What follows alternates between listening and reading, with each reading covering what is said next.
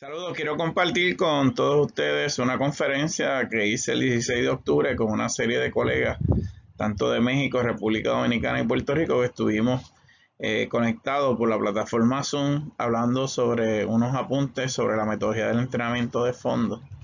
En esta ocasión nosotros tuvimos al doctor Gustavo Ibarra, que tuvo una gran influencia en el entrenamiento deportivo en Puerto Rico en la década de los 80, así que pudo reunir entrenadores tanto de México que se relacionaron con él como de Puerto Rico, y él estuvo de moderador, así que le agradecemos esa instancia y reconocemos su contribución al desarrollo del medio fondo en Puerto Rico y en México y en otros lugares donde tiene discípulos, ¿verdad? Uno de los elementos que he trabajado durante los últimos años en las plataformas virtuales es el tema sobre la preparación de los 800 y 1500 metros. Pero en esta ocasión quería hacer una conferencia que se planteara el contexto que va a enfrentarse las carreras de medio fondo con ese grado de incertidumbre, y cómo pues estos modelos que hemos utilizado de entrenamiento y la aplicación e integración de la ciencia han rendido su fruto en la superación de los récords. No obstante, tenemos que la primera tendencia es que el nivel de rendimiento cada vez mayor, y marcas que anteriormente podían hacer finalistas olímpicos, inclusive hasta medallistas, se hace bien compleja por el cupo de espacio en los Juegos Olímpicos y sucesivamente en los campeonatos mundiales. Así que por lo tanto podríamos tener 20 a 30 atletas por debajo de 1.45 en varones, tener 20 cerca de féminas menos de 2 minutos, y en 1500 con 3.35, que es la normativa mínima, y 4.04. Así que quiere decir que la competencia se vuelve más compleja, y para poder avanzar en las series semifinales se hace necesario lo que muchos llaman el ritmo de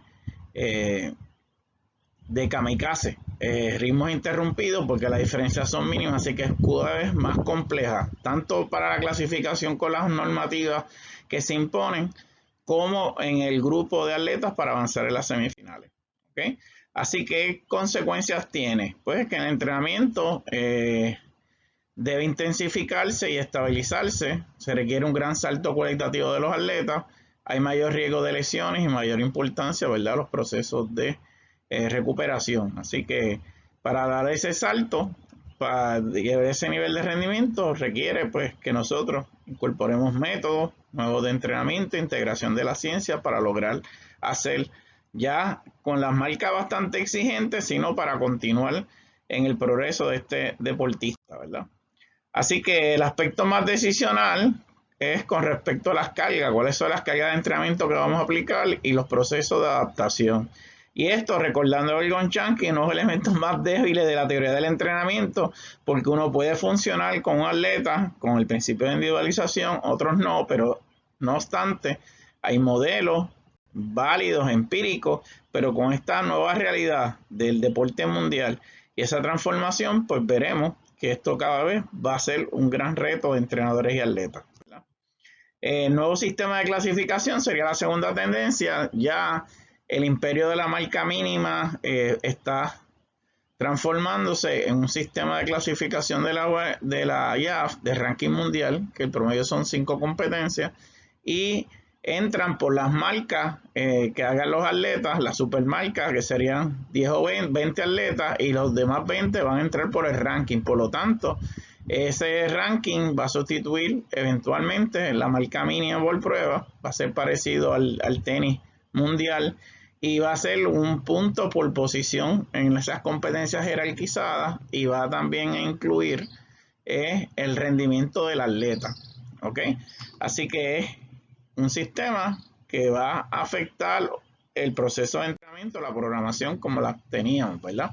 El sistema de clasificación supone competir más tiempo, 5 mejores rendimientos en esa lucha hasta el final.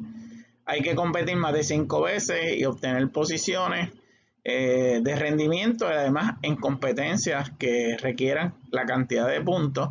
Y el acceso a las competencias supone un enfoque estratégico, y además que incluye elementos de promoción o cabildeo deportivo, aunque se está trabajando intensamente para mejorar las competencias de los continentes que tienen predominio en Europa. Así que la pregunta sería, ¿cómo prolongar la duración óptima de los efectos del entrenamiento para competir más veces? Pues ese es el reto mayor.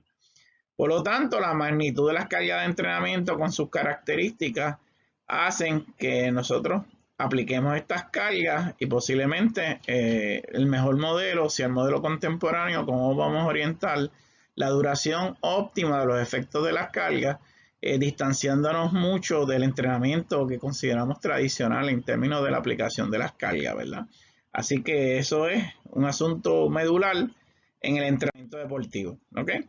Por lo tanto, también al extender el periodo y nosotros ver que la duración de las competencias no siguen el modelo tradicional de más de 20 semanas, nosotros cada vez tendremos macrociclos de entrenamiento con preparación de menos de 20 semanas y la duración de los atletas que vayan compitiendo para obtener los puntos en el ranking se extiende hasta inclusive un mes antes de la competencia fundamental o la más importante en el periodo, o sea, los Juegos Olímpicos, Campeonato Mundial. Así que nosotros necesitamos mejores resultados con menos tiempo de preparación y más competencia. Así que se intensifica el entrenamiento y eso se va a reflejar en que los modelos que tenemos de planificación tradicional no nos van a servir. Así que estamos constantemente tratando de lograr macrociclos de entrenamiento con menos de 20 semanas, inclusive atletas van a tener que prepararse 12 a 15 semanas y entonces eso en los eventos de medio fondo, no tanto para los eventos explosivos y de velocidad, saltos más técnicos, pues se requiere menos tiempo de preparación, pero esto es una seria limitación. Así que las consecuencias de la planificación es cómo vamos a diseñar el programa de entrenamiento con menos tiempo, lograr buenos resultados y poder prolongar esa forma deportiva por más tiempo. Así que ese es el reto mayor en términos de conseguir la calidad de rendimiento, más competencia, pero con menos tiempo de preparación. Casi nada el reto, ¿verdad? El tercer asunto es que posiblemente aquí el tema medular en todo esto gira a los métodos de orientación del entrenamiento, así como ese diagrama de García Verdugo, y ahí tenemos el método complejo y tenemos el método sucesivo, ¿verdad? El que está a veces que es sucesivo es el que básicamente hemos seguido con los modelos, sea tradicional o el ATR o el entrenamiento llamado en bloque, que tiene otras formas. Y estamos de pronto en el extremo paralelo complejo, que hay muchos atletas que están utilizando el método convergente. El método complejo que continuamente en diversas partes en la semana tienen todos los elementos que necesitan para la competencia y solamente hacen cambios en el mesociclo de preparación a la competencia para adquirir la forma o el tempering para lograr hacer resultados. Por lo tanto, aquí este que usamos continuamente posiblemente sea este método, el paralelo complejo, el que va a responder y posiblemente en vez de los mesociclos estamos hablando de los microciclos estructurados, los morfociclos, que sean las organizaciones más básicas de poder organizar el entrenamiento en toda su complejidad con estos nuevos requerimientos. Así que tenemos un nuevo paradigma en términos de sistemas de entrenamiento que son complejos, por lo tanto los métodos de entrenamiento tienen que ser eficientes y eficaces, considerar la individualización y la modelación de la prueba para cada vez tener un método de entrenamiento que sea más eficiente y más eficaz, ¿verdad?